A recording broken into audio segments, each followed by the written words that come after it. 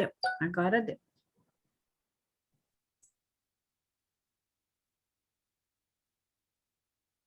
Ué. Maria, vem cá um pouquinho. Só um pouquinho, gente. Vou ver. Oi, não tô conseguindo ver o negócio aqui direito para compartilhar a tela. Olha só essa parte aqui. Não aparece a aula. Será que é isso mesmo? Não? Porque a aula tá lá embaixo. É. Estranho, né? Faz o teste.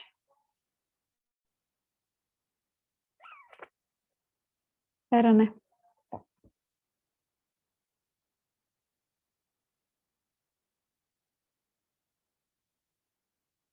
Vocês estão vendo?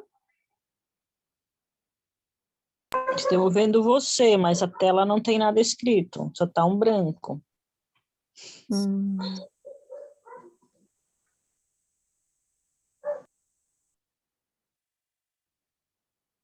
Provavelmente vocês estão vendo isso aqui, ó. Ô, Tati, na hora que tu compartilhou ali, tá com muita janela aberta? Não.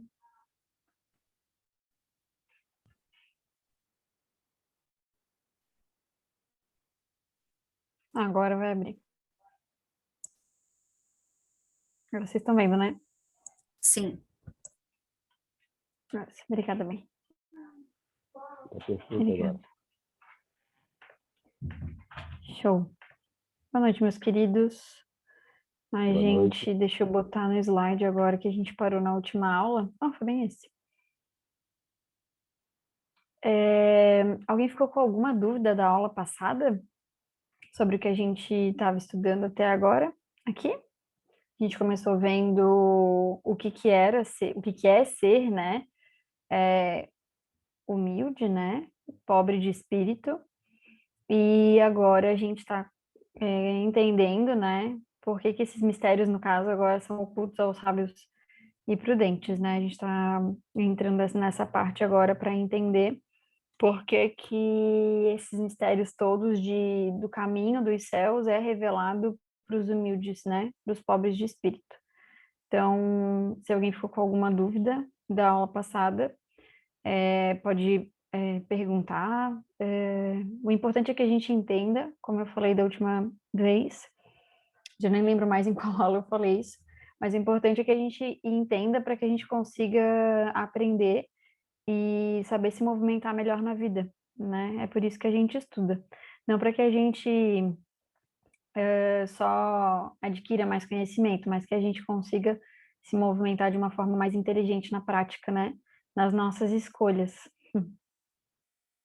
Apesar das vezes a gente ter uma certa dificuldade pelo instinto ser grande, né? Então, continuando, essa questão ali dos mistérios ocultos aos sábios e prudentes, só para a gente relembrar, a gente ainda conversou no final da última aula que uma pessoa arrogante, uma pessoa orgulhosa, que todos nós somos, tá, gente? Ela está cheia de si, né? Então, ela não consegue ter espaço para conhecimentos. Ela não consegue enxergar e admitir que hajam coisas maiores, por exemplo, do que ela. E a gente, às vezes, pode até ter um pouquinho de dificuldade de entender, por exemplo, mas eu acredito em Deus, eu acredito que tenha alguma coisa acima de mim, né? Mas a gente lembra que a gente é completo, então a gente tem tudo, né? E na escala evolutiva que a gente está caminhando para arcanjos, né? Então, quando que a gente não está em concordância com Deus? Quando que a gente está cego, né? Quando a gente tem atitudes que vão contra a lei. Então, talvez elas não sejam 100% do tempo, mas elas ainda nos acompanham. Tanto que a gente vive num mundo compatível com maior quantidade de mal do que bem, né? E a gente está se encaminhando para a regeneração, onde os dois se equiparam. Então, é importante a gente também ter esse discernimento, porque às vezes a gente se prende em algumas informações e fica com dificuldade de assimilá-las, tá? O poder de Deus se manifesta nas mais pequeninas coisas, como também nas maiores. Não põe a luz debaixo do alqueire, por isso que a derrama em ondas por toda parte, de tal sorte que só os cegos não a veem. A esses não quer Deus abrir à força os olhos, dando que lhes apraz tê-los fechados. A vez deles chegará, mas é preciso que, antes, sintam as angústias das trevas e reconheçam que é a divindade e não o acaso quem lhes fere o orgulho. Ora, Deus nos deu o livre-arbítrio, e dentro desse livre-arbítrio a gente tem que lembrar que nós não temos liberdade, nós temos. Eu achei muito legal essa comparação quando eu ouvi a primeira vez, isso me marcou muito. Nós somos como peixes dentro de um oceano. Então a gente tem uma limitação dentro do nosso livre-arbítrio. Nós não somos seres livres, né? A liberdade, ela não tem limitações. Já o nosso livre-arbítrio, sim, porque Deus é misericordioso conosco. Então, quando ele fala que ele derrama em ondas por toda parte a luz que ele tem, né, da divindade, e que ele fica feliz em que os cegos não a enxergue, é justamente porque ele está respeitando o livre-arbítrio. Quando Deus nos fez e ele nos deu o livre-arbítrio, nós, por livre-arbítrio, decidimos não segui-lo, né? Decidimos e entendemos que éramos deuses menores e que éramos suficientes. Então, dentro dessa escolha errônea, a gente está aprendendo com o processo evolutivo o porquê dela ser errada, né? Por que que é errado eu ter escolhido esse caminho? Por que que o meu orgulho ele está me levando para um caminho errado? E a dor faz com que ela me direcione. A dor ela faz com que eu entenda que o que eu estou fazendo não é um acaso, né? E isso faz com que eu tenha possibilidade e vontade de evoluir. Tanto é que quando a gente está em casos de esgotamento mesmo, né, que a gente não tem nem mais forças, seja lá por qual problema a gente estiver passando, a gente para. Então, essa dor, ela é um freio. Muitas vezes a gente acaba respondendo com mais revolta, né? Mas a gente vai receber cada vez um constrangimento maior. Então, cabe dentro do nosso livre-arbítrio o que a gente vai plantar e a consequência da nossa colheita. E aí, logo embaixo, eu coloco assim: afinal, quando somos os tais cegos? Em que momentos nos sentimos mais poderosos do que Deus? Alguém gostaria de contribuir? O que vem à mente quando eu faço essa pergunta?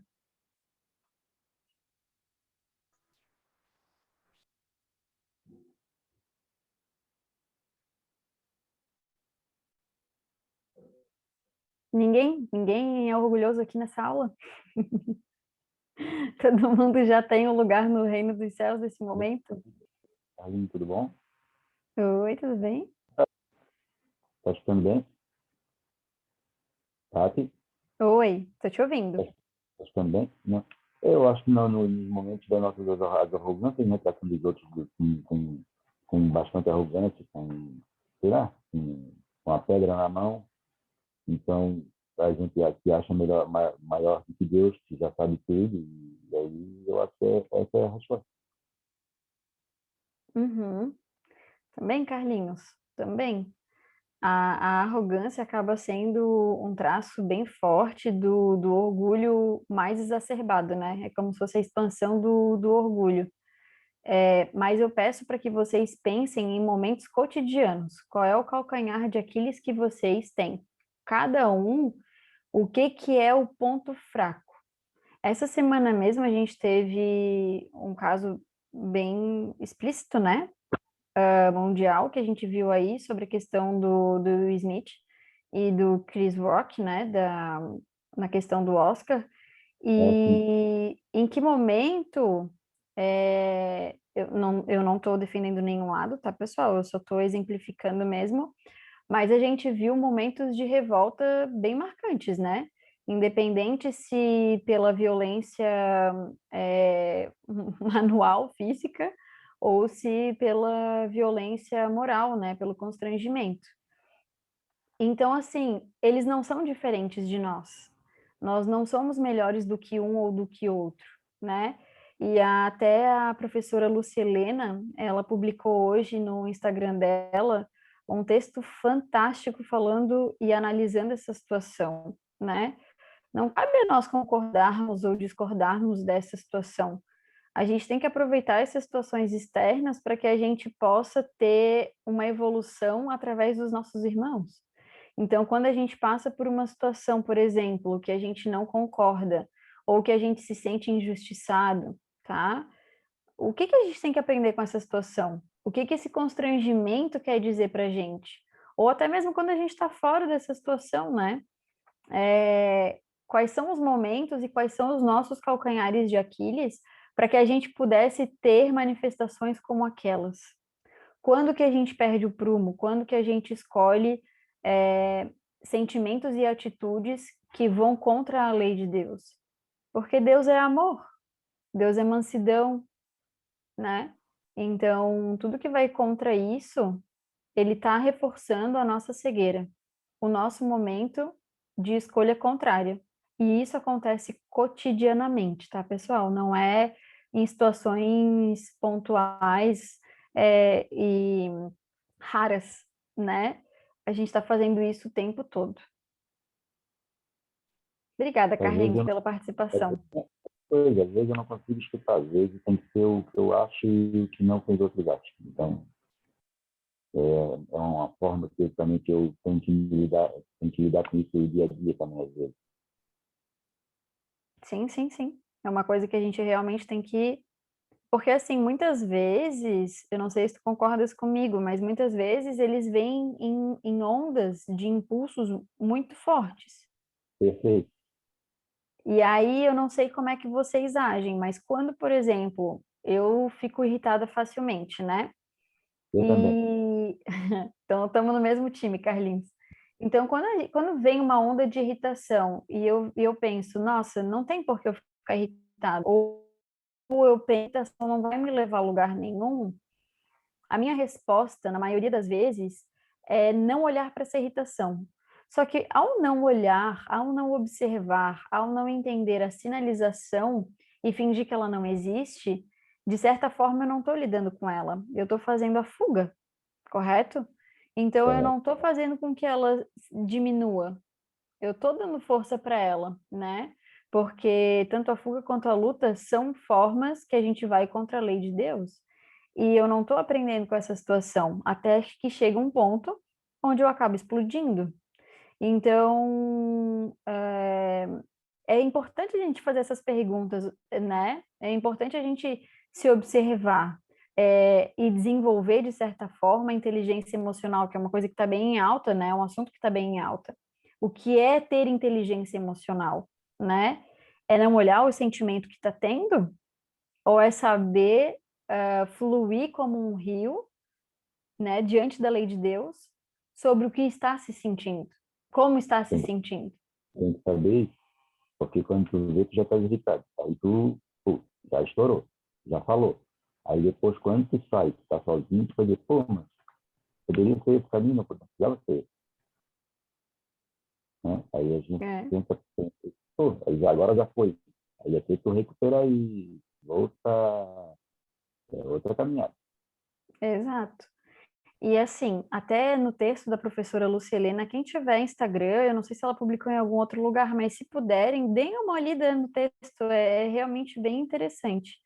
E ela fala sobre isso, né?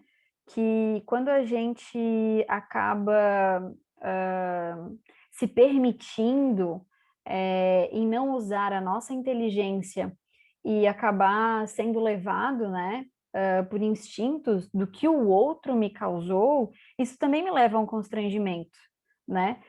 A minha atitude, por exemplo, igual o Carlinhos falou agora, de ter escolhido algo anti-lei, também me leva a um constrangimento, e na maioria das vezes eu me puno depois em culpa, né? E isso também é uma forma da lei, né, através da dor, mostrar para a gente que o caminho que a gente tomou também foi errado. Então, a gente não está certo o suficiente do que somos para que a atitude alheia não interfira em quem eu sou realmente. Porque quando eu estou tranquilo com quem eu sou, quando eu tenho tudo muito claro, o externo não vai me abalar. E ela até dá um exemplo sobre um cachorro latindo na rua para ti.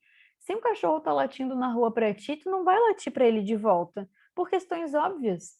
Ele está dentro da animalidade dele. E eu não vou responder na mesma animalidade porque eu já estou um pouco mais evoluída numa questão moral em relação a ele. Então, por que a gente responde com animalidade em certos casos, né? Então, dentro dessa resposta, a gente acaba sendo constrangido também. Pode falar, Cris. Oi, gente, boa noite de novo. Boa noite. Então, né, essa pergunta é bem interessante, porque quando tu coloca ali, né, quando somos os tais cegos, né? Então, refletindo um pouco, a gente está cego quase que todo o tempo. E numa situação dessa, que tu citou como exemplo, né, porque tudo está dentro da gente, como tu falasse muito bem, nós todos temos todos esses sentimentos e revolta e tudo mais, né?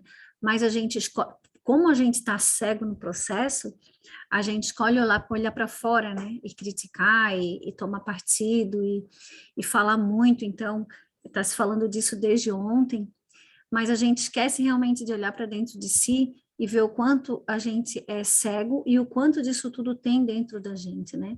E o quanto a gente repete esse tipo de coisa. O escárnio, né? O deboche, a maledicência, são coisas semelhantes com o que aconteceu, né? A violência física, a violência psicológica que a gente infringe nas pessoas, o poder que a gente tantas vezes quer exercer sobre o outro, a nossa vontade tem que estar sempre, né, sendo saciada. Então, tudo isso, né? E se a gente começasse a observar todas essas coisas de uma maneira desperta, ou seja, usando tudo isso como uma grande oportunidade, porque é uma grande oportunidade. Na verdade, tudo o que acontece. A gente tem muitos exemplos, né? Porque a gente, hoje ainda estava conversando um pouco com o Jorge sobre isso, a vida é movimento, e movimento é isso também, é a gente transitar de um lado para o outro, observando, mas observando e se refazendo com isso, né? Ou seja, quem sou eu em todo esse processo? O que está ao meu redor? E aí eu ressignifico a minha vida. Eu vejo uma situação muito diferente da minha, eu olho para a minha e vou me ressignificando, né? Isso é movimento também.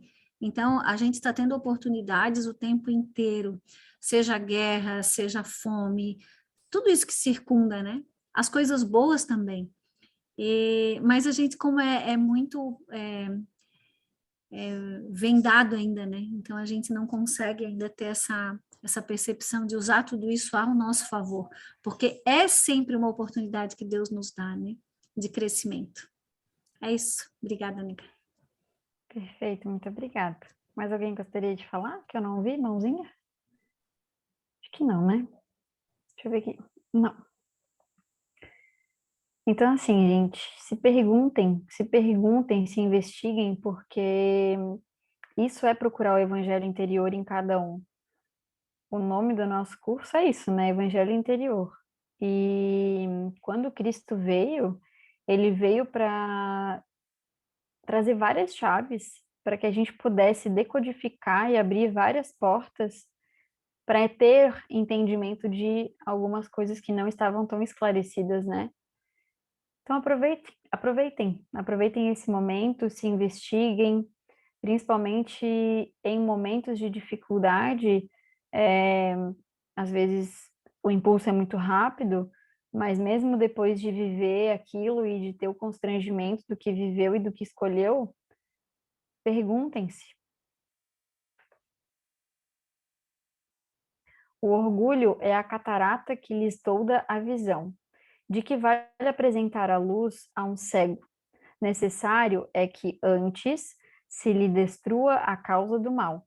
Daí vem que, médico hábil, Deus primeiramente corrige o orgulho. Afinal, foi o orgulho que nos fez a queda, né?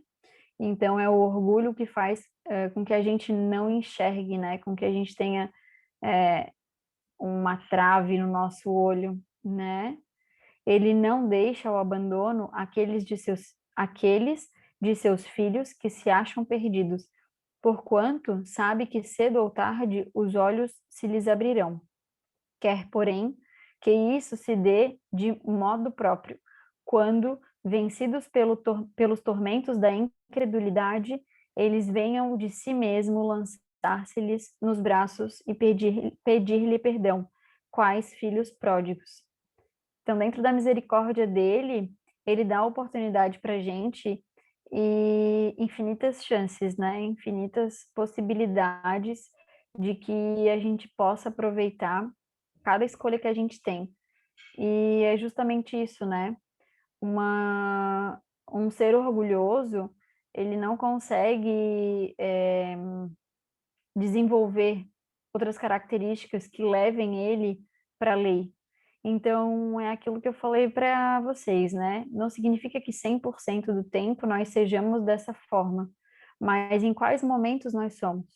E é nesses momentos que a gente tem que focar para que a gente aprenda.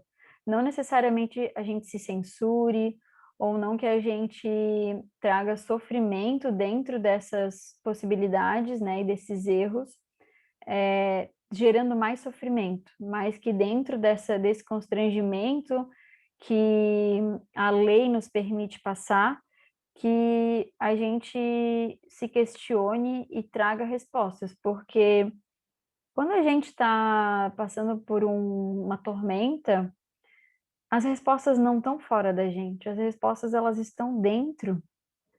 A gente tem um Deus imanente, né? A gente tem uma partícula divina, vamos dizer assim. Nós somos divinos. Então, as nossas respostas, elas estão sempre com a gente o tempo todo.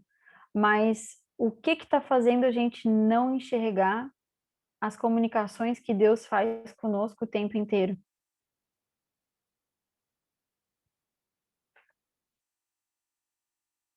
Dentro disso, conversando até com o Jorge, ele cedeu a aula dele, né, sobre a questão da arrogância, e a gente vai falar um pouco sobre isso também, já que a arrogância, ela está entrelaçada ali com o orgulho, né? Então, a gente vai entender um pouquinho mais sobre isso, para que a gente discorra mais sobre o que é ser pobre de espírito. Já que a gente entende, se a gente estuda o que a gente mais tem facilidade de praticar, e a gente consegue entender, enxergar e aceitar o que temos dentro de nós, fica mais fácil da gente se movimentar e fazer o caminho contrário. Exercer o egoísmo inadequadamente, enaltecer o próprio eu sem barreiras, projetando-se como o maior dos seres da criação, vangloriar-se e ser idolatrado como máxima realização da divindade, para depois competir com o próprio Criador. Foi isso que nos levou à queda, né? Então, a arrogância, ela é isso. Submeter os semelhantes aos seus próprios interesses e fazer da existência motivação única para a sua felicidade. Eis a doentia utopia que move o espírito rebelde nos patamares involuídos da vida.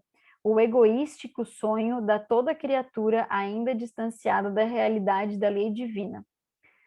Então, Vocês estão um pouquinho tímidos hoje, né? Só o Carlinhos e a Cris que quiseram conversar comigo até agora. Mas, se alguém quiser falar, fiquem à vontade. Mas quem que se sente dentro desse parágrafo? Eu me sinto dentro desse parágrafo, em muitas atitudes minhas. Em atitudes, inclusive, tão corriqueiras que eu não consigo nem enxergar. Algumas eu consigo enxergar e eu acabo tentando me censurar ao invés de aprender com ela. Mas eu realmente me vejo nessas palavras. Eu acho até engraçado. Alguém queria falar, por favor? Carlinhos, é que Pode falar, Carlinhos. a gente já está no mecanismo tão mecânico, né? Que às vezes tu não sente nem o que faz. Eu acho que está fazendo é normal. Uhum. Era isso. De nem se perguntar, né, Carlinhos? Não se questiona, não se questiona. Tu vai e vai fazendo. E vai E fazendo. vai fazendo. Exato. E é isso mesmo, né? A gente tá tão preso no que a matéria nos traz como vida que a gente acaba realmente não se questionando, né? E eu acho engraçado porque isso me lembra muito uma vez que uma prima minha, muito próxima, ela falou assim pra mim, Tati, mas tu sabe que tu é bem dificilzinha também, né? Em uma situação que a gente estava conversando. Eu olhei aquilo com espanto e eu falei, eu dificilzinha? Eu sou um anjo. Gente, isso me marcou tanto, porque como que eu, dentro da minha arrogância, achando que eu sou humilde, que eu sou, enfim, maleável, querida, vou conseguir mudar essas características? Se eu não consigo ver que eu tenho, sim, questões a serem melhoradas, e muitas, né, dentro das minhas atitudes com os meus irmãos, dentro das minhas atitudes comigo mesma, como que eu vou mudar algo que eu não enxergo e que eu não digo para mim mesma que eu tenho? Não tem como, né? A cegueira, ela faz exatamente isso. Faz a gente não enxergar a luz divina e faz a gente não enxergar os nossos próprios defeitos.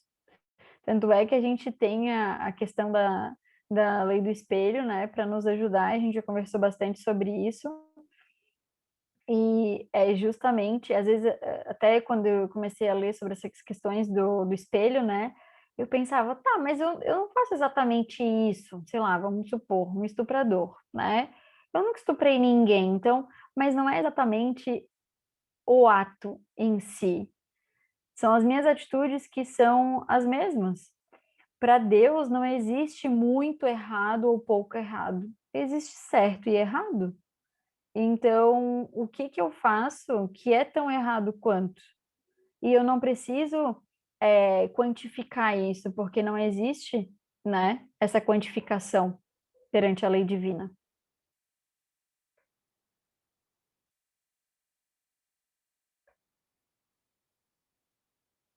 O orgulho e a humildade, ainda dentro da arrogância. Quando o orgulho atinge seu extremo, é indício de uma próxima queda, pois Deus pune sempre os soberbos. Se às vezes os deixa subir, é para lhes dar tempo de refletir e de emendar-se sob os golpes que, de tempos a tempos, desfere no seu orgulho como advertência. Lembrando aqui que é importante ressaltar sobre a questão, Deus não pune ninguém, tá, gente? Deus é justiça. Então, ele só está permitindo que aconteça, que eu colha o que eu plantei. Não existe um Deus punitivo. A gente já conversou sobre isso também, né? Mas não levem ao pé da letra quando ele fala desta forma, tá? E lembrem que eu falei lá do oceano, né? De um peixinho dentro do oceano. Então, Deus nos dá a possibilidade de que a gente suba, né? Ou seja, o arrogante ele sobe, sobe, sobe, ele expande essa arrogância para depois então cair e ter uma grande contração de consciência. A gente vai falar isso daqui a pouquinho. Então, uma grande contração, ela vem depois de uma longa expansão. Então, lembram daquela parte onde a gente estuda o erro, abuso, alegria, erro, abuso, dor erro que? Redenção? Maria? Ah, Maria não está prestando atenção. Quem que está prestando atenção aí para mim? Erro, nanã e redenção. Tá, enfim. Erro, dor e redenção. Então, quando a gente está ali no erro, abuso, alegria, a gente nem se dá conta do que a gente está fazendo, a gente está só errando, abusando do erro, expandindo, e tendo uma alegria momentânea com aquilo, e a gente não consegue ainda ter o constrangimento da lei para que a gente vá corrigir, ok? Agora, quando a gente entra na segunda etapa, que é o erro, abuso e dor, eu já estou errando, eu estou abusando desse erro e agora eu já estou recebendo constrangimento. E então, nesse momento de constrangimento é onde a lei está me trazendo informações para que eu, de forma inteligente, entenda que nada acontece na minha vida senão por completa responsabilidade minha. E talvez o fato da gente, às vezes, se prender, eu sou espírita, sou kardecista, né? E eu, então, acredito na reencarnação. Mas, às vezes, eu simplesmente me foco nessa encarnação aqui, tá, gente? E aí, às vezes, eu me pergunto, cara, mas por que isso está acontecendo? E as outras reencarnações que eu passei e que eu abusei? E que eu tô tendo a possibilidade agora, né? Então, o constrangimento, independente de que época aconteça, e independente dessa trajetória da redenção que eu falei para vocês agora, ela é um mecanismo inteligente para que a gente se movimente e entenda o que a gente está fazendo. E nem sempre a gente vai descobrir a causa. Ah, naquela vida eu matei fulaninho, agora fulaninho está vindo. Não. Eu não preciso necessariamente saber o que aconteceu. Se eu precisasse saber o que aconteceu, por que que Deus me daria o véu do esquecimento? Eu preciso entender o que eu estou fazendo, o que eu estou perpetuando, que está indo contra a lei. Ponto. Certo? Então, se eu estou num ambiente de revolta, num ambiente com pessoas tão arrogantes quanto eu, que me causam constrangimento, que me causam desconforto, eu não tenho que parar e me perguntar, poxa, o que que eu fiz na vida passada que eu tô merecendo isso agora? Não, eu tenho que ser humilde. Eu tenho que aproveitar essa possibilidade para desenvolver a minha humildade. Entendem? Então, nem sempre descobrir o que aconteceu especificamente vai te ajudar em alguma coisa. Mas se perguntar o que que tu pode exercer de evangelho interior para passar por essa situação e aprender com essa situação, sim. Entretanto, em vez de humilharem, eles se revoltam, ou seja, eu estou num ambiente de pessoas revoltadas, de pessoas arrogantes que me constrangem e eu começo, como vítima, ficar revoltada com aquilo. Eu não estou aceitando onde eu estou. Eu não mereço isso. Da onde a gente tira isso? Eu não mereço isso. Não é da nossa arrogância? Não é da nossa cegueira? Porque quando a gente fala eu não mereço isso, eu não estou desconsiderando que Deus é justo. Eu não estou desconsiderando que o que eu prego, o que eu converso com os outros, o que eu estudo, não é válido. Por isso que eu falo para vocês que a gente tem que colocar isso em perguntas cotidianas, sabe? E não em momentos extremos. E eu falo isso por experiência própria, porque por muito tempo eu colocava em momentos extremos. Só que isso é no dia a dia, né? São em coisas triviais. Então, quando a medida está cheia, ele vira de repente e a queda é tanto mais terrível quanto mais alto tiverem se elevado. Então, quanto maior for esse erro, abuso, independente do momento, né? se alegria ou ali ainda na dor, existe essa queda, existe o contraponto, e isso a gente vai ler vai ver sobre a questão do equilíbrio, por que que isso acontece. Inclusive a aula da Maria, né? Oi, amigo. Só uma ressalva de novo, né? O que a lei usa é a humilhação, né? Nós somos orgulhosos e ela quer nos levar para a humildade. Então, o que ela utiliza é de humilhação com a gente. Essa humilhação é que a gente vê como punição.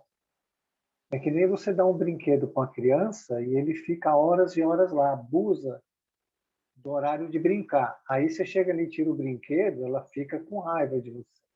Ela vê aquilo como uma punição.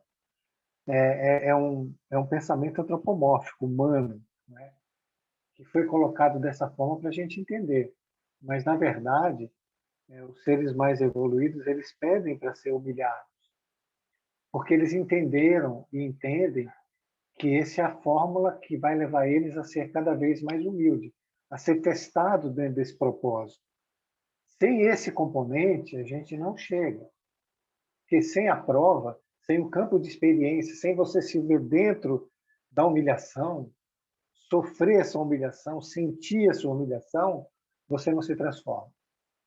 Fica algo bem superficial. Então, essas questões que a gente não gosta no dia a dia, que eu quero ser reconhecido e admirado, e chega alguém e me faz uma crítica e eu fico raivoso com aquela pessoa, né? Eu deveria pensar de forma diferente. Porque, como você falou muito bem, ou eu aceito isso e vou corrigindo, ou aumenta a humilhação. Não tem para onde fugir. É uma ignorância, é um desconhecimento da lei que faz a gente pensar que vai burlar a lei, não é? Então, ou a gente aceita a humilhação, se resigna e passa a trabalhar como servo, como escravo, submisso à vontade de Deus, ou a humilhação aumenta. Até que a gente aceite, né? E se transforma. E aí você vai explicar como esse fenômeno acontece dentro da lei de Deus. Tá bom? Obrigado. Obrigada, amigo. Mais alguém gostaria de falar? Estou aqui verificando as mãozinhas, não vejo nenhuma mãozinha. É importante e a gente tem que dar uma relevância aí para o que o Jorge falou sobre... Olha que interessante, quanto mais elevado eu me torno, mais humilhado eu quero ser. Justamente, né? Quando a gente está nesse desenvolvimento do autoconhecimento, do entender os seus vícios, as suas revoltas, e testar a si mesmo, que é o que a gente deveria estar fazendo aqui, testar a cada um de si e não aos outros, a gente aprende, né? O que ainda, qual é a minha escuridão que ainda faz eu estar atrelada ao meu orgulho que me causou o distanciamento de Deus? E interessantíssimo isso que o Jorge falou. Profundo. Então, para melhor compreender essa dinâmica do espírito e sua reverberação no psiquismo e seus veículos, compararemos o seu movimento ao de um pêndulo que se agita em oscilações constantes entre dois extremos. Então, dá para ver bem ali na imagem, né? Uma face de felicidade e uma face de raiva ou de revolta do moço e uma face de felicidade e de tristeza da moça. Nós temos que lembrar que vivemos em um mundo dualístico e dentro dessa dualidade a gente está basicamente num pêndulo, né? Então esse pêndulo ele se divide num polo positivo e num polo negativo. Por que que a gente está assim? Porque antes, quando a gente estava em absoluto, porque a gente é relativo, né? Quando a gente estava em absoluto, a gente era 100% positivo. E quando a gente veio para a queda, a gente veio para um mundo invertido. Então, dentro desse mundo invertido, a gente abriu espaço aí para o negativo e também continuamos tendo o positivo divino. Não é à toa que a gente ainda tem um Deus imanente, né, conosco. E temos a possibilidade de retorno também, não há um congelamento, né? A gente tem a possibilidade de movimento dentro deste pêndulo. E esse pêndulo, ele sempre procura o equilíbrio. A exacerbação da contração será sempre consequência da exaltação da expansão, configurando os dois movimentos complementares. Então, é exatamente aquilo que eu falei para vocês. Quando a gente tem uma exacerbada contração do que ele está falando, tá? É porque houve uma exacerbada expansão. Então, da mesma forma que a gente foi para um lado do pêndulo, né? Pensando ainda nas questões de dualidade, a gente acaba contraindo depois. A gente sempre acaba expandindo, contraindo, expandindo, contraindo, expandindo e contraindo. E dentro dessas possibilidades, a gente tem o aprendizado, né? A alegria e o entusiasmo da fase maníaca, filhos do orgulho, se alternarão sempre com a apatia da queda do humor em qualquer situação. E vocês percebem que se dentro disso, né, dentro desse movimento, a gente está num polo, me fugiu a palavra agora. Enfim, quando a gente está exagerando num polo, a gente vai acabar vindo para o outro. Não é exagerando a palavra que eu queria, mas enfim, ela não me veio. E a gente vai acabar acolhendo aquilo sobre o outro polo justamente para atender a lei do equilíbrio, né? Essa aula é do Jorge e também sobre o pêndulo e equilíbrio é a aula da Maria. Então, por favor, comentem. Uma vez, contudo, atingida sua máxima capacidade hipertrófica, as forças espirituais dilatadas iniciarão a inevitável retração compensatória. É exatamente o que a gente acabou de conversar. Dilatando-se o pêndulo psíquico para um de seus lados, o movimento compensador e de direção oposta surge como necessidade imposta pela lei de equilíbrio. Olha, eu acho que eu estou me antecipando. Que pede a toda ação uma reação de igual intensidade e sentido oposto. Isso é muito interessante porque quando a gente fala que espiritismo também é ciência, é porque realmente é, né? Então a gente já sabe sobre isso, né? Que toda reação ela vai ter, toda ação vai ter uma reação de mesma intensidade de sentido oposto para ter essa compensação. E a gente aprende isso numa lei, a lei da física, em parte física de fato, né? Física que eu falo, física mesmo assim, de coisas palpáveis. Só que isso acontece também no corpo psíquico, na nossa mente. Então, quando eu tive repetidas atitudes que me levam contra a lei divina, eu vou ter o constrangimento. Isso é inevitável. E lembrem que não é punição, a nossa mente que é punitiva, não Deus. Deus não pune, né? Então, isso só serve para que a gente aprenda, né? Que a gente consiga desenvolver o entendimento do que a gente tem que trabalhar e de como a gente, acho que assim, tem que aceitar a humilhação, sabe?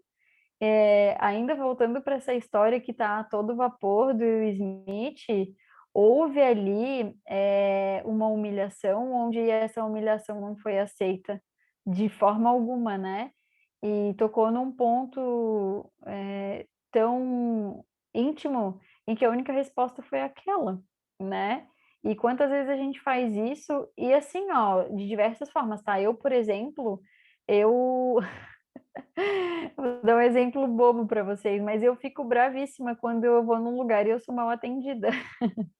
É bobo, mas é uma coisa que me irrita. Olha só como é bobo e como pode me desestabilizar. Como eu permito que o outro interfira no meu humor ou nas minhas respostas, sabe? ou, enfim, pensem aí no que incomoda vocês no dia a dia e que acaba desestabilizando, e é por tão pouco. A gente perde as estribeiras, a gente tem medo, a gente não confia em Deus por tão pouco. O hiperegotismo se compensará com o movimento oposto, ou seja, a inevitável e acentuada contração da força mental. Então, da mesma forma que o egoísmo, que vem dos traços de orgulho, que acaba também revelando arrogância, fazem com que a gente fique cego no movimento e a gente não aceite Deus como superior, a gente vai acabar tendo uma compensação sobre as nossas escolhas errôneas, né? Sobre a nossa negação. E vai vir através de constrangimentos para que a gente possa exercer a nossa humildade. A humildade, ela está em todos nós. Basta a gente poder exercê-la, né? A gente poder acessá-la. Porque no momento que a gente acessa com maior facilidade, não é ela, né? Haja visto que no momento de constrangimento, na maioria das vezes a gente responde com revolta. Pode falar, Cris. Não, eu achei esse teu exemplo bem interessante, e é um exemplo que parece simples, mas é por arrogância, né? E isso é o que a gente faz no dia a dia, todos nós, né?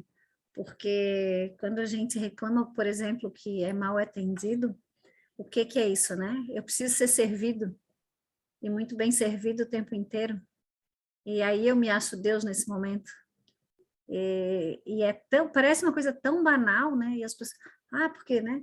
É um pequeno exemplo, mas que a gente multiplica esse tipo de comportamento todos os dias, todo o tempo, né?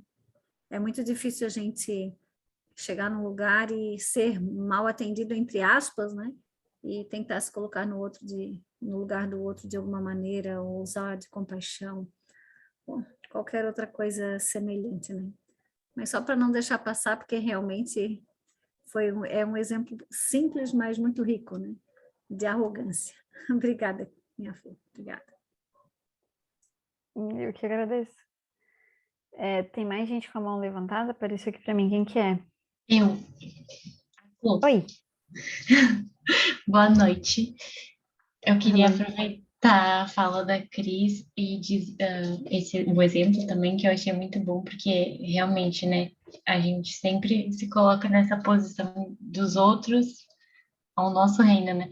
E quando a gente tem que servir o outro, seja em qualquer situação, não exatamente na mesma situação de uma questão como essa, mas em outras tantas que a gente tem o papel de servir também, a gente nunca faz, né? A gente não quer fazer ou se revolta ou acha que está fazendo muito, meu Deus, só eu que faço tudo nessa casa, ninguém faz nada, né? Então é muito engraçado como isso nos causa revolta quando não vem do outro, mas quando vem da nossa parte, a gente também não quer fazer.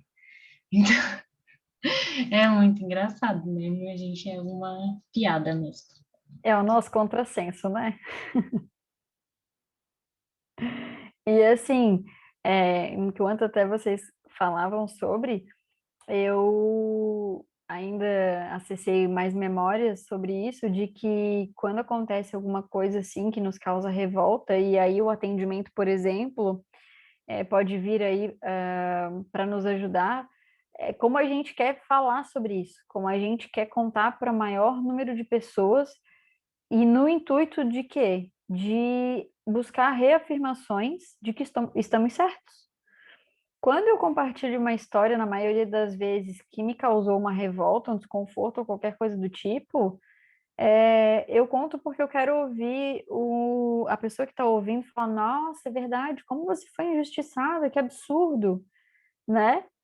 E vocês já pararam para se perguntar por quê?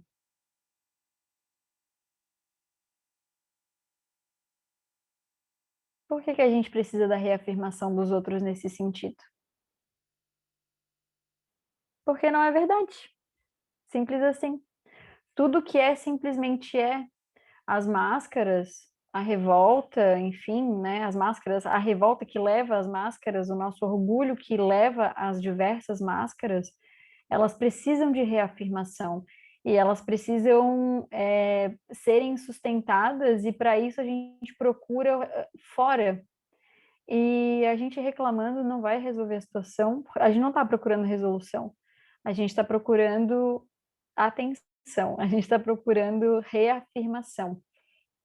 E isso é interessante para que a gente, em momentos que estivermos fazendo isso, a gente pare e se pergunte: pô, verdade, né? Por que eu tô querendo essa reafirmação do outro mesmo, né? Da mesma forma que a gente quer, enfim, procurar sempre ser servido e tudo mais, para que a gente reafirme o orgulho, o ego, né?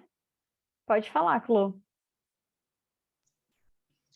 Tati, isso que tu falou, nossa, é muito profundo, assim, uma reflexão que a gente não faz, né, em muitos momentos.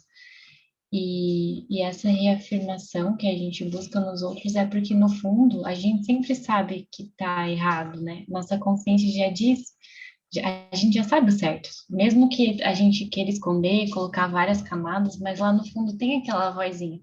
Por isso que a gente fica com aquela sensação assim, tipo, ai meu Deus, preciso contar isso para alguém me falar, e daí se alguém falar, não, tá certo, você tinha que fazer isso mesmo, você tinha que se revoltar, tinha que ter feito, aí tá, ai não, não, agora tá tudo bem. Encontrei algo, porque ali dentro já tá dando o sinal, né? Já tá dando o caminho, mas a gente não quer ouvir, quer buscar porque não quer se modificar, quer continuar reproduzindo aquele comportamento. Então, se as pessoas estão me aprovando, pouco importa a mim essa voz que diz, né, algo. Nossa, muito maravilhoso, Tati. Obrigada.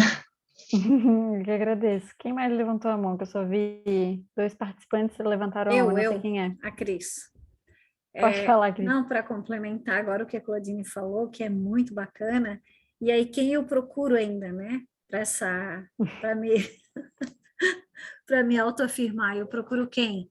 E aí se alguém me fala alguma coisa contrária, e aí vem lá, a gente volta para o início do nosso aprendizado, que ao invés de eu agradecer o outro, né? Ou seja, ele está sendo um instrumento de Deus para abrir meus olhos, não. Eu me revolto e acho que tudo que eu acredito é verdade e aquela pessoa quer me ofender. Então, é assim que funciona, e é assim que a gente vai seguindo, né? Dia após dia, e por isso a gente vai atraindo os semelhantes, porque isso tudo é energia, pensamento é energia, então a gente acaba conhecendo as pessoas que vão se encaixando com a gente, para que realmente isso tudo se reafirme, né? Numa das mensagens que a gente recebeu, ele dizia, né, que a humanidade caminha para um precipício com uma pseudo-alegria. Então, é isso que vem acontecendo, né? O comportamento da grande maioria é esse, né? Como se nós caminhássemos para um grande abismo e sorrindo, achando que está tudo bem. Obrigada, Tati. Obrigada também. Ai, Tati, quero aproveitar, agora eu estou falando dele. Quero aproveitar que a Cris falou isso, e lembrei de uma outra situação, de o quanto a gente tem dificuldade de se relacionar com pessoas que pensam diferente da gente, né? Por isso que a gente procura sempre a nossa zoninha ali, das pessoas que têm os mesmos pensamentos, os mesmos... A gente não quer lidar com o contrário, não quer lidar com esse espelho, né? Que o que é o contrário nada mais é que o espelho. As pessoas que estão te reafirmando estão reafirmando a tua ilusão. E a gente procura isso, reafirma isso, e aí tudo que vier contrário, as pessoas que pensam diferente, as coisas que são diferentes do que a gente gosta, a gente sempre coloca tudo para longe, né? Para fora. E esse momento que a gente vive, principalmente dos tempos para cá, isso tem ficado mais evidente ainda, né? De pensamentos divergentes, situações polarizadas, diferentes em vários sentidos, né? Não só politicamente. E aí a gente sempre, o que faz? É colocar essas pessoas para longe, não querer ver, não querer falar e colocar longe, né? Não querer viver aquele conflito ali, que juntar as dualidades, vamos dizer. A gente quer separar mais ainda. E só para colocar esse comentário também. É justamente isso, né? A gente, porque na verdade, assim, até dentro da nossa negação do que o outro pensa, eu tô agindo da mesma forma que ele, né? Aquele que quer me socar a goela abaixo, a verdade, a sua verdade, e eu ajo da mesma forma, por isso que eu acho que existe essa polarização tão grande, como tu bem falaste, não só no meio político, mas em qualquer questão, né? E por um tempo, até conversando com uma pessoa muito próxima, essa pessoa me falou assim, alguns anos atrás, me marcou bastante. Não existe revolução sem violência. E aí aquilo me marcou, porque no momento eu concordei, como se o oprimido precisasse ter a mesma violência igual ao opressor, para que ele pudesse mudar aquilo, né? E a gente tem muitos exemplos na Terra de que isso é mentira, principalmente o Gandhi, né? Acho que quem não viu ainda e puder ver o filme do Gandhi, acredito que todo mundo conheça já ele, né? Mas ele é a maior, para mim, é o maior exemplo de uma revolução através do amor. E a revolução através do amor, ela não precisa não ter força, não ter vontade, não ter voz. Ela só não precisa ter violência. E aí é uma coisa que a gente precisa refletir, né?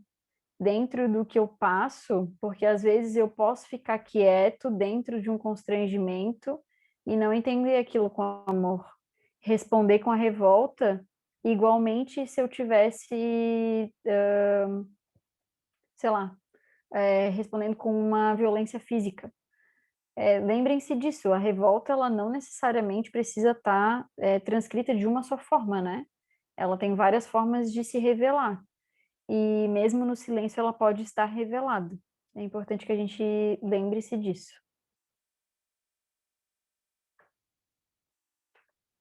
Ô, Tati, posso fazer só um comentário? Nem levantei a mão.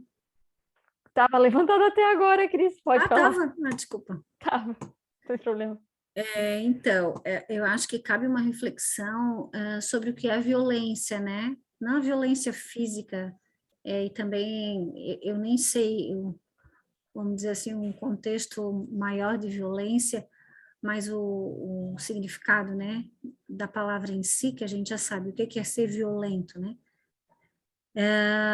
Mas eu queria trazer uma reflexão no seguinte sentido. Vamos falar um pouco dessa fragmentação, né, dessa divisão, desses lados que a gente escolhe. Então, quando eu escolho um lado, eu já estou me fragmentando, ou seja, é uma forma de violência, entende? Por quê? A partir do momento que eu escolho um lado, seja ele qual for, no sentido que for, politicamente, qualquer situação, dentro da religião, da raça, qualquer coisa. Quando eu escolho um lado, eu estou dividindo. Concorda? Então, se eu estou dividindo, eu estou fragmentando. E o nosso objetivo qual é? A unidade. Nós somos uma unidade. Então, quando eu discordo e não utilizo a violência, eu compreendo a posição alheia. Eu posso me opor de uma certa maneira, mas com compreensão, entendendo que o objetivo de tudo isso é chegar numa unidade. Eu não sei se eu me faço compreender, mas nós podemos, talvez a humanidade não esteja preparada para esse tipo de pensamento, porque talvez seja um pensamento para o futuro, né? Para o nosso superconsciente, para quando nós estivermos mais evoluídos, menos evoluídos, porque nós somos completamente fragmentados e simplesmente externalizamos isso para o mundo, né? Então, nós fragmentamos a nossa rua, a nossa casa, o nosso bairro, nosso condomínio, a nossa cidade e o mundo, né? E vimos o outro sempre como o outro, e não como uma parte de uma grande unidade. Então, acho que essa reflexão é importante, porque mesmo que seja algo que eu não aceite, pelo menos eu preciso compreender que a outra criatura que pensa também é filha de Deus, independente que tipo de pensamento que ela tenha. É isso. Obrigada. Obrigada, Cris. E aproveitando o teu gancho, eu vi uma palestra do Seara, eu não lembro o nome, nem do tema e nem da palestrante, infelizmente. Não sou muito boa para essas coisas, mas enfim.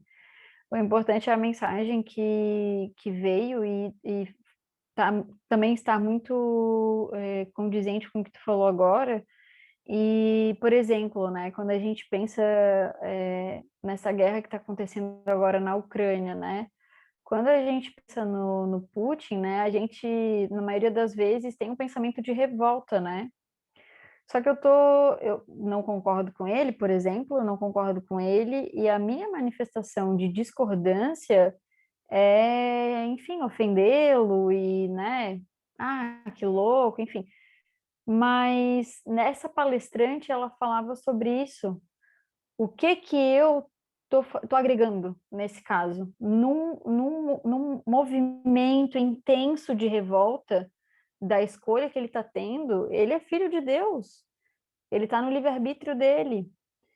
E olha o movimento de revolta que tem dentro disso. O que eu vou agregar para ele, que é meu irmão, quando eu escolho né, eu tenho um posicionamento, e dentro desse posicionamento eu faço uma fragmentação para dizer que eu sou melhor do que ele porque eu não faço aquilo. O que eu estou emanando para ele nessa situação? Como que eu vou ajudá-lo dentro desse movimento enorme de revolta? Nada. Eu não vou conseguir enviar força para que ele consiga mudar. Agora, se dentro disso eu penso nele com compaixão, com amor, e entendo que eu oro para que os anjos de guarda dele e os espíritos de luz, que com certeza estão se movimentando para ajudar numa situação dessa, tenham mais força para conseguir iluminá-lo, eu potencializo isso. Aí sim eu consigo me juntar e me unir nessa causa, mesmo discordando dessa situação, né? Então eu tenho que entender a minha responsabilidade dentro dos meus pensamentos, dentro das minhas irradiações, dentro das minhas palavras. E não é à toa que a gente já estudou sobre o poder da oração e o poder do pensamento em si. E isso faz com que a gente acorde para as nossas escolhas. Até isso é um grande exemplo, né? Mas isso pode ser até em relação, sei lá, a um vizinho, a um colega de trabalho, a uma pessoa da família que tu tá em desacordo, que tu se sente constrangido, que tu se sente humilhado, enfim, né? O que eu emano para essa pessoa e qual é a minha responsabilidade também dentro do campo dela para que eu consiga auxiliá-la na caminhada dela, assim como ela está auxiliando na minha caminhada. Dentro da lei de sincronicidade, a gente não pode esquecer que, como a Cris já falou, a gente atrai as pessoas que são mais pertinentes à nossa evolução, né? Então, acordemos.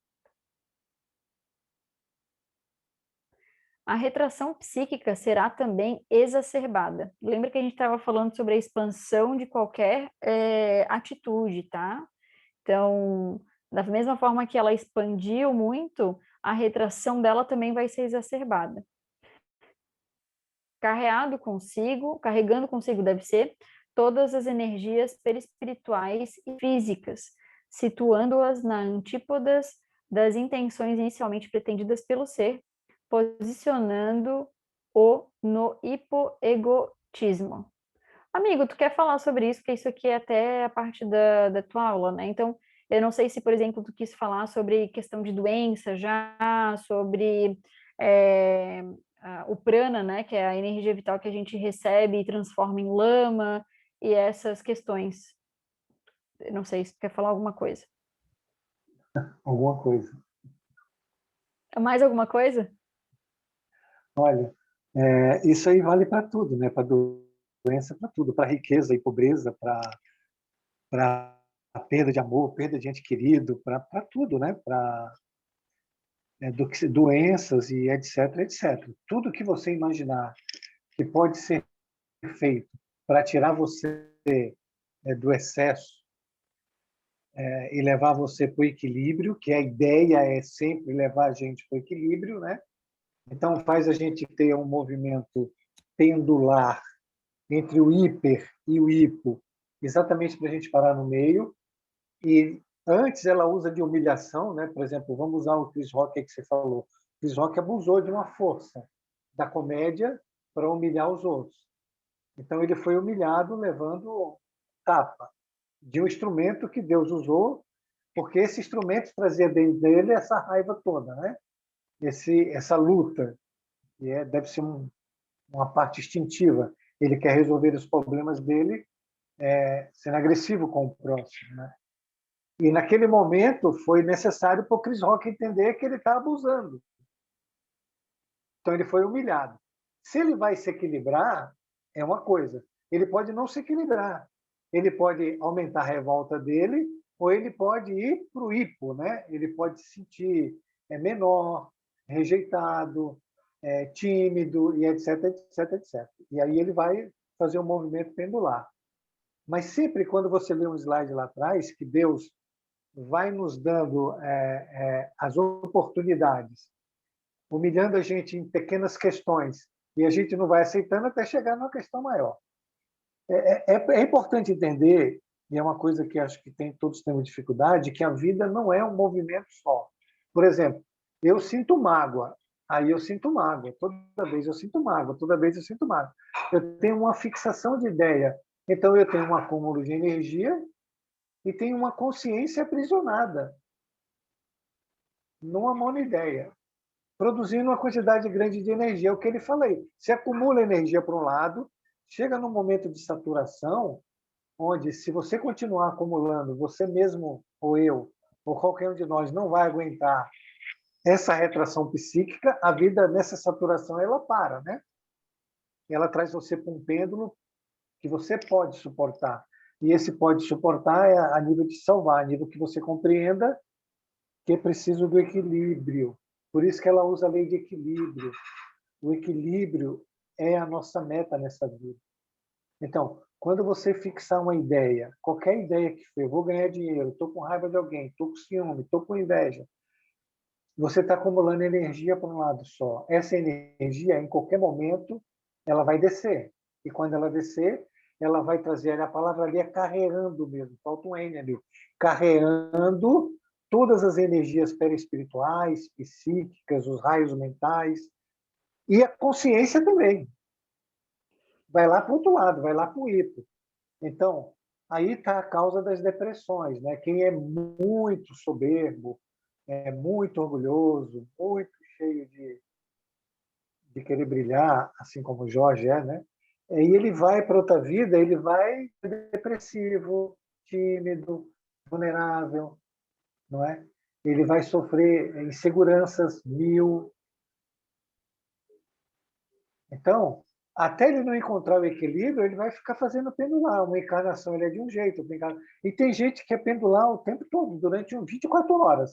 Você pode encontrar uma pessoa que ela está sorrindo, daqui a pouco você olha, ativa a notícia, tá, o mundo acabou, eu não aguento isso, a vida é ruim. E às vezes a pessoa está feliz, está com muita raiva, né? Se a gente começar a observar o comportamento daqueles que nos rodeiam, é prestar atenção nisso. E prestar atenção, como você fala muito bem, em nós mesmos, né? Quantos movimentos pendulares a gente faz num dia? Quanto volátil nós somos nesse dia a dia? De que entre eu acordo bem, uma notícia me deixa mal, aí eu estou mal, alguém fala alguma coisa, eu fico bem, daqui a pouco alguém fala alguma coisa, eu estou mal de novo, e aí eu vou, né, dentro desse movimento, sem encontrar o meu próprio equilíbrio. Então é isso. Essa é a fórmula que Deus utiliza para aqueles que se exaltam vão ser humilhados e eles vão cair, não é? Todo aquele que se eleva vai cair. E aí Será o que rebaixado. o Espírito Adamastor explica no livro Ícaro Redimido é como, através da lei de física, né, isso acontece com a gente. Então, é importante entender a sua mente, não fixar a sua mente em ponto nenhum, deixar a sua mente livre. A vida, como a Tatiana falou aí, ela é contração e expansão. Se você só contrai, contrai, contrai, contrai, você tem acúmulo de energia e aprisiona a sua consciência. Então a lei vai agir. Era isso, amiga. Espero. Eu não sei se eu falei o que você queria que eu falasse, mas era isso aí. Mas a Falou Cris, a sim. Claudine, a própria Maria pode dar maiores explicações, que elas estudaram o Ícaro com a gente. Acho que você também estudou, né? Nós ficamos lá, acho que 6, 8 meses estudando o Ícaro. Eu E peguei todo bem o mundo tem. finalzinho só, infelizmente, Né? mas eu já li uma parte do livro, é bem interessante mesmo. Esse aí é o capítulo 21 ou 22, né? Que ele fala da fisiopatologia da arrogância. Né? É muito legal. E eu achei bom porque ele explica exatamente essa parte do Evangelho. Aquele que se exalta será rebaixado. E ele diz aí como é que a pessoa é rebaixada. E é mesmo. É isso, Tati. A Cris aí, a Claudine, a Maria, todas podem contribuir também. Alguém quer falar mais, então?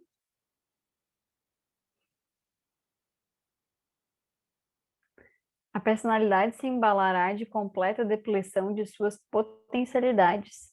O sabor das errôneas vitórias se torna pesar, configurando o que denominamos hipopsiquia, e na Terra se identifica como os distúrbios depressivos. O Jorge já falou sobre isso, né?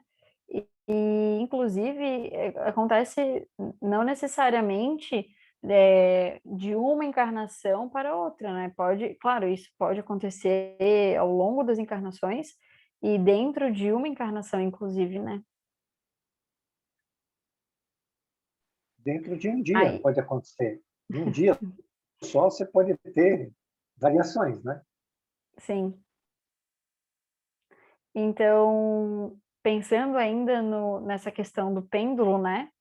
Do hiper e do hipo, então, pensando no... Esse quadrinho aqui, amigo, a Maria estava até me falando que isso foi você se observando, né? Foi isso? Sim, é verdade. Tem muito mais, é que não cabia no quadrinho, aí eu resolvi me colocar. Então, o Jorge se observando, ele... é por isso que é tão importante, né, essa questão da autoobservação, e ele pôde perceber que nesse momento de um orgulho ostensivo, ele percebeu a autossuficiência, a excessiva autoconfiança, a grande determinação, o complexo de superioridade, ele se sentiu o dono da verdade, ele sentiu altivez, soberba, desmedida presunção, ambição, cobiça, competição, domínio, controle, exaltada busca por prazer, preconceito, desprezo, rancor, violência e crueldade. Tudo isso ele pôde observar nesses momentos de orgulho extensivo, e nesse momento ele estava no hiperpsiquismo, né, que é o hiperegotismo, ou seja, onde o orgulho dele, a arrogância dele estavam elevadíssimos. Então, em contraponto,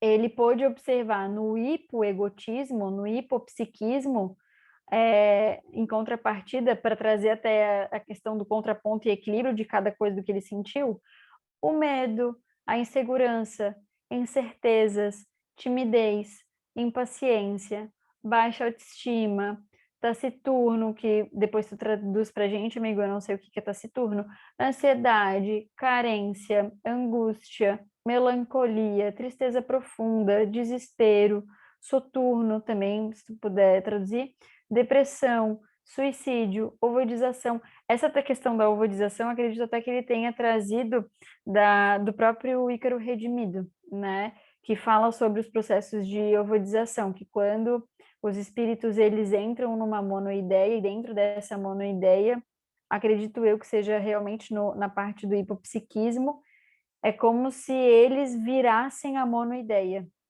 E aí, para um processo de preservação desse espírito, porque ele está num sofrimento absurdo, existe o processo de ovodização. Ele literalmente se transforma em um ovoide. E ele vai para... Esse espírito, ele fica numa monoideia, num hipopsiquismo tão grande, que ele não consegue nem suportar a luz. Então, ele fica em cavernas bem profundas da Terra. A perda da consciência ativa, ou seja, esse ser, ele nem sabe mais quem ele é somente aquela monoideia. Então, olhem a quantidade de sofrimento que esse ser carrega. Imaginem se o ponto de vocês não saberem mais quem são, porque vocês são apenas uma ideia, tamanha fixação daquilo. E fuga de si mesmo.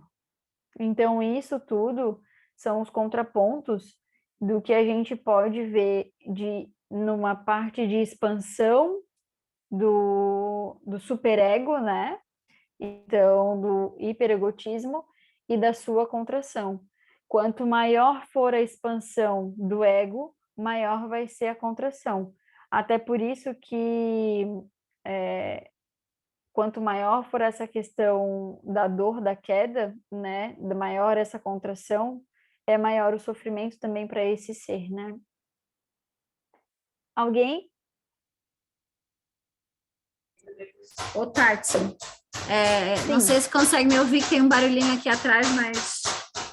Consigo, pode falar, amiga. É importante, quando a gente viu esse quadro pela primeira vez, lá, né, lá atrás, acho que foi nas aulas ali presenciais do equilíbrio, e choca muito quando a gente vê que uma pessoa tímida, uma timidez excessiva, uma baixa estima, é um orgulhoso, né? Porque normalmente nós temos uma ideia do orgulho muito equivocada, que orgulhoso é aquele altivo, que entra, que chega chegando, que fala alto, que sabe de tudo, mas a gente está no hiper, né?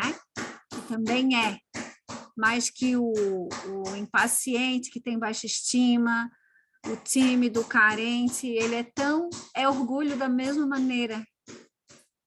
Então, é chocante essa informação quando ela chega pela primeira vez, né? Porque a gente não tem essa ideia. E isso, olha, só esses dois quadros aqui, acho que dá para a gente falar muito tempo, porque isso, entender esse quadro é um salto, sabe?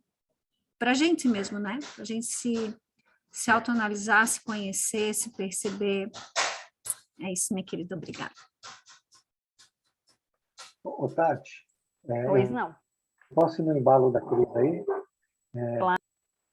Eu queria reafirmar essa posição da gente não se fixar a mente em nenhum ponto. Nenhum ponto. É a mesma coisa. Eu gosto muito de fulano. Daqui a pouco, fulano não presta, fulano é isso, fulano é aquilo. Isso é um movimento pendular. Então, não fixar, não dizer que fulano é isso ou aquilo, nem também dizer que ela é maravilhosa, porque não é, ninguém é maravilhoso. E esse negócio de dizer que o outro é maravilhoso é porque a gente é carente, né? Você tem tanta carência que quando alguém te dá uma gota de amor, você acha que ele é maravilhoso. Mas não é. E também ele não presta. É evidente que ele serve, né? É evidente que ele é filho de Deus. Então, assim, não fixe a mente em ponto nenhum, não deixe sua mente ficar aprisionada em momento algum. você produz uma quantidade imensa de energia e essa energia, ela depois vai ter que ser transformada, não tem como. Ou você transforma, ou a vida vai fazer por você através do pêndulo. Vamos pegar o Will Smith ali, não é? Ele está lá no hiper, né?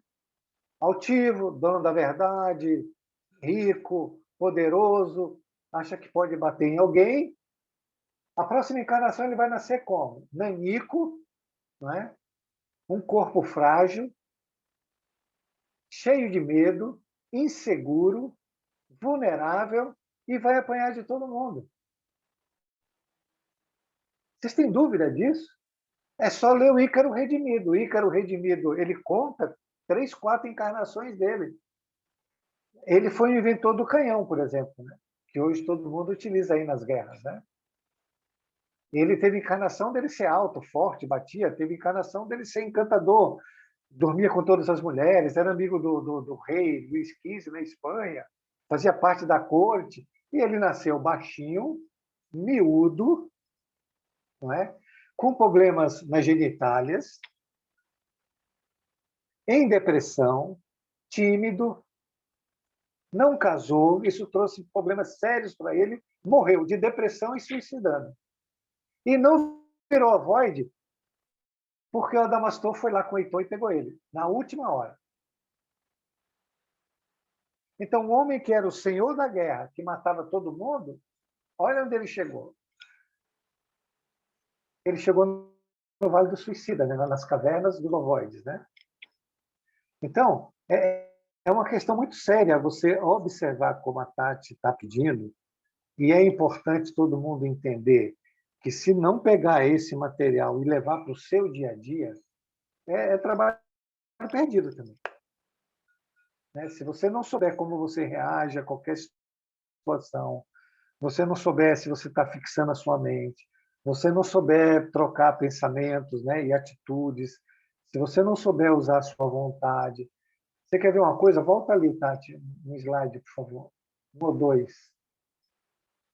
Acho que é 2. Mais um. Aí. A personalidade embalará... Não. Aí. A personalidade embalará de completa depressão as suas potencialidades.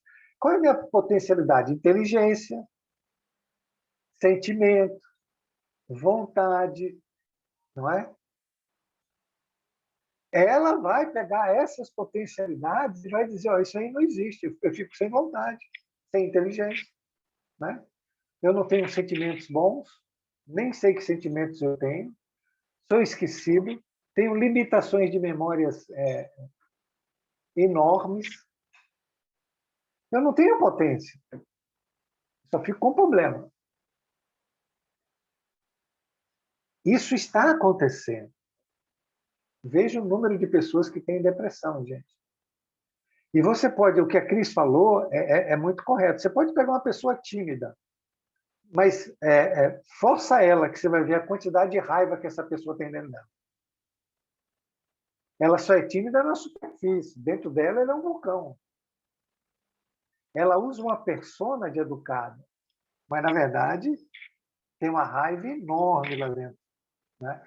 É que essa raiva está contida pela personalidade hipo, né? Pelo hipopsiquismo. Porque a lei, assim, o constrangeu. Mas a raiva continua lá dentro dele. Enquanto ele não diluir, é um problema que ele vai ter que resolver. Ninguém vai resolver por ele. Se ele não começar a trabalhar a nível de self, a nível de bondade, a nível de caridade, a nível de amor, a nível de compreensão, a nível de misericórdia, essa energia ainda continuará lá. E quando eu digo trabalhar, é no sentido de praticar isso, não é no sentido de falar. Como disse o Francisco, né? Francisco de Assis, ele diz, viva o Evangelho, fale se necessário. Né?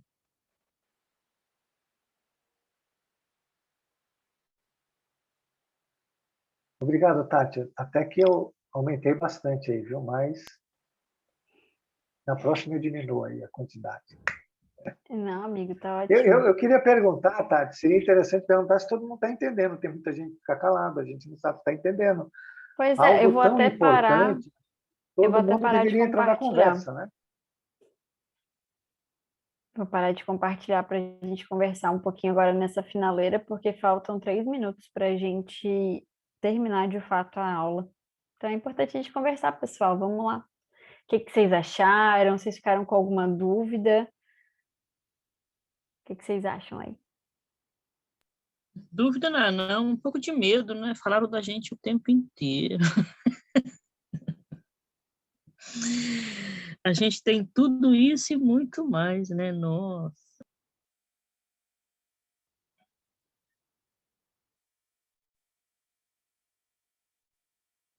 E aí, gente, estão tímidos hoje?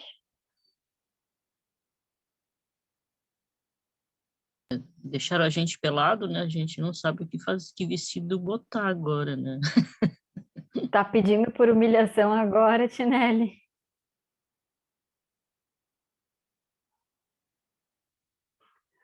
É isso, gente. Realmente, essa questão é para a gente poder realmente entender o constrangimento. Isso ali, no final do que a Cris falou e do que o Jorge aprimorou também, sobre essa visão, né, de uma mente hipo também ser uma mente arrogante, é até importante porque a gente se prende mesmo, né, do que é ser arrogante. E a gente, na maioria das vezes, pensa nessas questões, né? E a humilhação, ela vai vir para a gente como instrumento divino para a gente se reposicionar e para a gente entender. Então, como o Jorge falou, né? Numa outra vida, como a gente viria, né? Ou até mesmo nessa vida, como a gente veio e quais são as dificuldades nessa vida que a gente está enfrentando e que servem de constrangimento de escolhas passadas. E o que a gente ainda continua perpetuando nessa vida de vidas passadas, que são até impulsos de tanto que a gente já escolheu e que facilmente vêm como instintos, né? E como que a gente pode mudar isso? Como que a gente pode viver uma situação de humilhação e agradecer por ela, né? E enxergar, é justamente isso, né? Parar de procurar respostas de por que eu estou passando por isso e agradecer esse momento para que a gente possa iluminar as cavernas escuras que a gente carrega dentro da nossa consciência. É isso, pessoal. Muito obrigada. Eu gostaria de algum voluntário para encerrar a nossa aula de hoje. Tati, faltou muito slide, não? Ah, não sei, amiga. Eu vou ter que dar uma olhadinha ali, calma aí só um pouquinho.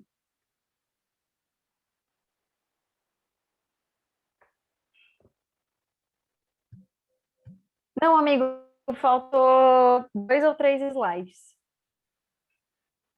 Bem pouquinho. Então, busca aí alguém para fazer a prece. Meu Pode ser Deus, você. que falaram menos. Pode ser eu. Pode ser.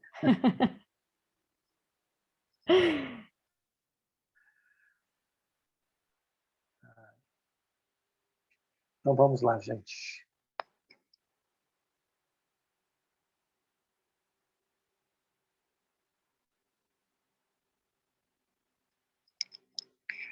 Gente, é importante que todo mundo pense em Jesus a partir de agora.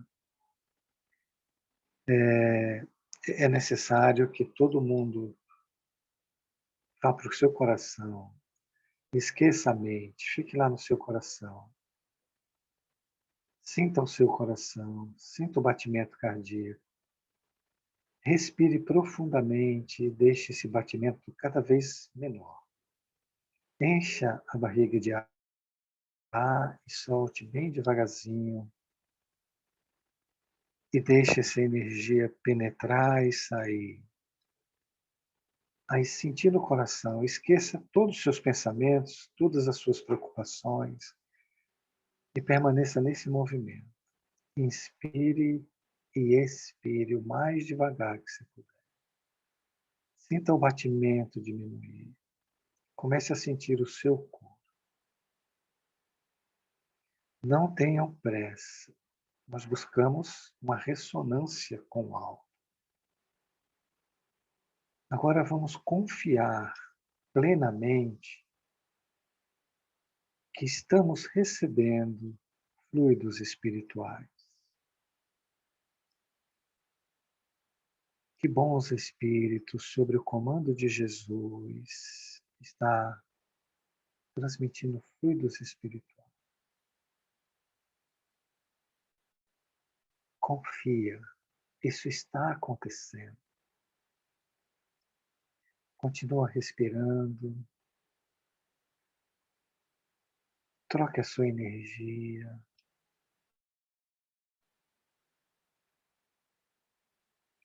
Jesus, Mestre amado, agradecemos, Senhor, por este momento. Agradecemos pela aula, por todos os ensinamentos, que possamos despertar, Senhor, para todas essas verdades. Que possamos definitivamente aprender que não há ação melhor para combater todo o mal, toda a negatividade, que não seja o amor. Que possamos entender que para sair das cavernas mentais, como disse a Tati, estamos prisioneiros,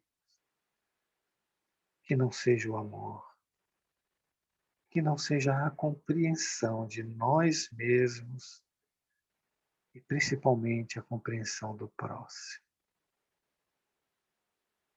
Suplicamos, Jesus, que clarifique a nossa mente, que ilumine nossa mente, que nos permita ver, Senhor, apesar de toda a nossa resistência, de toda a nossa revolta. Mas suplicamos, Senhor, não nos deixe cegos. Permita, Senhor, que possamos ver a nós mesmos e tudo o que precisamos melhorar. Assim, Senhor, com o coração cheio de gratidão, proferimos a prece que nos ensinou. Pai nosso, que estás nos céus, santificado seja o vosso nome. Venha a nós o vosso reino. Seja feita a vossa vontade, assim na terra, como ela é feita nos céus. O pão nosso de cada dia, dai-nos hoje. Perdoa, Pai, as nossas ofensas, assim como nós perdoamos aqueles que nos tenham ofendido. Mas não nos deixes, meu Deus, cairmos nas tentações, mas livra-nos de todos os males. Que assim seja. Muita paz a todos. Uma boa noite. Permaneçam com essa energia e essa vibração.